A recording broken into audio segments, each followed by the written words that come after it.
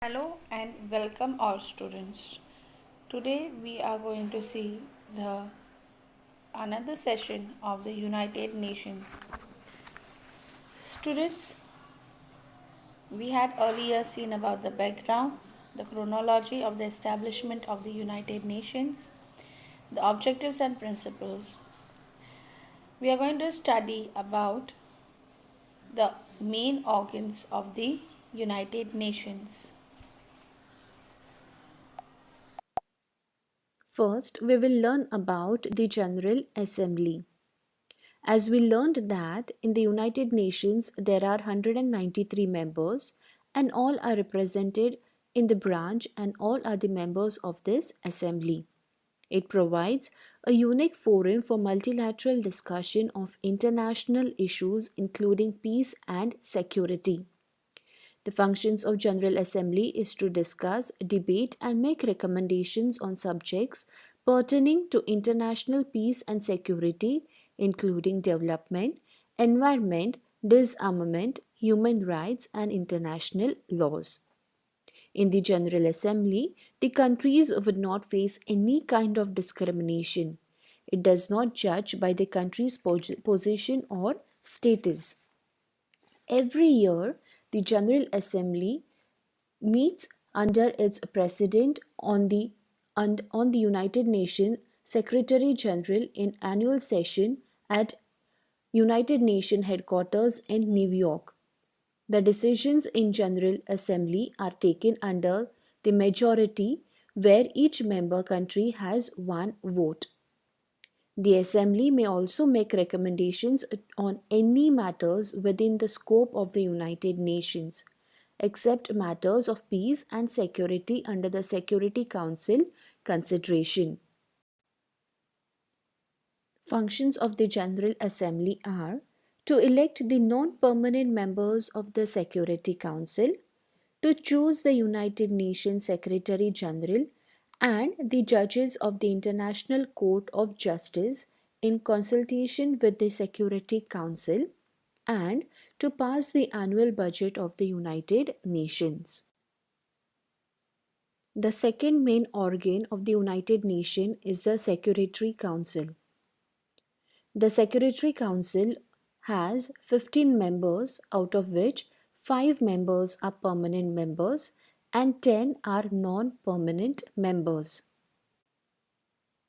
The 5 permanent members are China, France, Russia, the United Kingdom, and the United States of America, and they all have the veto power. Now, veto power means they have a constitutional right to reject a discussion or a decision which is made by the law-making body. The remaining 10 members are elected on a regional basis to serve a term of 2 years. And whenever a decision has to be taken, the approval of the 5 permanent members and 4 non-permanent members is necessary. And suppose one permanent member uses the veto power and disapproves the decision, that decision cannot be finalized. Some of the functions of the Security Council are to maintain international peace and security. The Security Council may suggest one among the following alternatives in situations of international conflict, that is, to end or resolve conflict and make efforts to establish peace, impose efforts, economic sanctions, or take a decision of military action against the aggressor nation, to prepare policies for arms control, and to play a joint role along with the General Assembly in the appointments of the judges of the International Court of Justice and of the United Nations Secretary General. India is making efforts to get the permanent membership of the Security Council. The third is the Economic and Social Council. The main objective of this organization is to coordinate the economic and social policies of the United Nations. The Council has 54 members. They are selected by the General Assembly. Each member has a tenure of 3 years, and each year, one third of the members are newly chosen.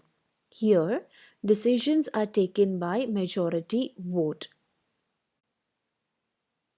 Some of its functions are to tackle the problems like poverty, unemployment, economic and social inequality, and to suggest policies to tackle this problem. Discussions are held at the global level. Discuss to discuss issues like women's questions, empowerment of women, human rights, fundamental freedoms, global trade, health related issues, etc., and make decisions accordingly. Also, to make efforts to establish cultural and educational cooperation at the international level, to coordinate the functioning of the different organizations working in association with the United Nations. The fourth is the Secretariat. The Secretariat has the responsibility of carrying out the administrative tasks of the United Nations. The chief of the Secretariat is the Secretary General. He is selected by the General Assembly and the Security Council. His tenure is of 5 years.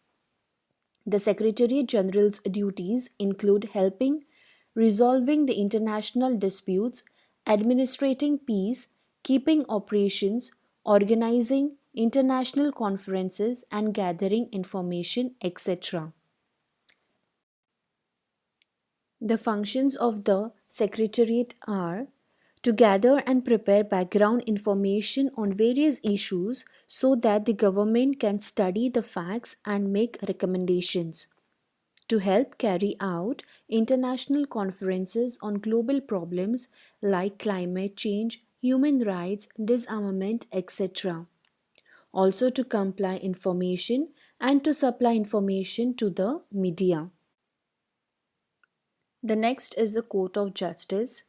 This is a judicial branch which is responsible for settling legal disputes submitted by the states and by answering questions in accordance with the international laws. This court is located at The Hague, which is in the Netherlands, and it is the principal judicial organ of the United Nations. The International Court of Justice is a panel of 15 judges elected by the General Assembly and Security Council for the tenure of 9 years. The functions of the International Court of Justice are to settle the disputes between two or more member nations of the United Nations, to interpret an international law authentically, and to advise the various organs or subsidiary bodies of the United Nations against legal issues. The last and the important organ of the United Nations is the Trusteeship Council. The Trusteeship Council was originally created to supervise the trust territories that were placed under the management of 7 member states. So, after the World War II, everything was destroyed. There was tremendous loss of life and property. So, in order to make the underdeveloped territories develop, the responsibility was given to the developed nation, which will help those undeveloped nations to progress and attain democracy. Thus, the Council suspended operations on 1st of November 1994 with the independence of Palau, which is the last remaining United Nations Trust territory.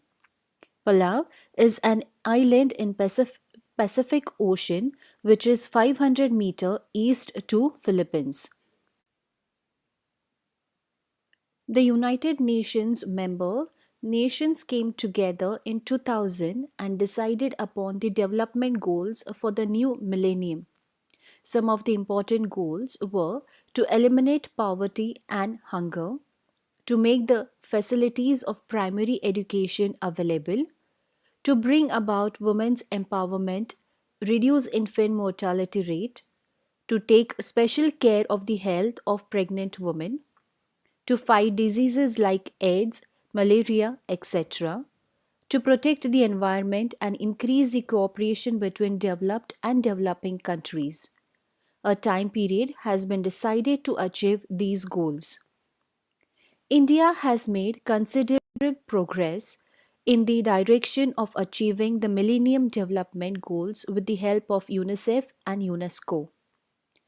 As we studied earlier, UNICEF is an affiliated organization of the United Nations. It works towards making nutritious food and health care available to children. Several workshops were organized in India to find out measures to overcome malnutrition among babies and children.